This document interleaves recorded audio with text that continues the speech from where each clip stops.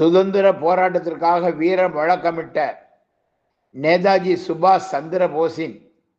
128வது ஆண்டு பிறந்தநாள் நிகழ்வு இன்று அதிமுக பொதுச் செயலாளர் எடப்பாடியார் அவர்களின் ஆணையின்படி தமிழகம் முழுவதும் அதிமுகவினரால் கொண்டாடப்பட்டு வருகிறது. இதன் ஒரு பகுதியாக நெல்லை மாவட்டம் வண்ணார்பேட்டையில் உள்ள அறிமுக நெல்லை மாநகர் மாவட்ட அலுவலகத்தில் நேதாஜி சுபாஷ் சந்திர போஸின் அலங்கரிக்கப்பட்ட திருவுருவப் படத்திற்கு அதிமுக மாநகர் மாவட்ட செயலாளர்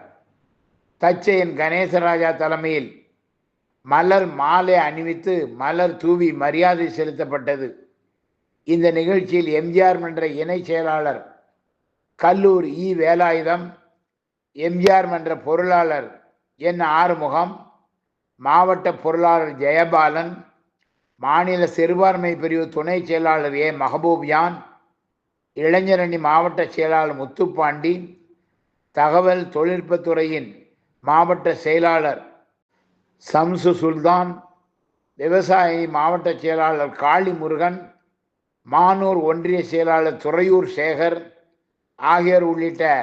அதிமுக நிர்வாகிகள் மற்றும் தொண்டர்கள் ஏராளமானோர் கலந்து கொண்டனர்.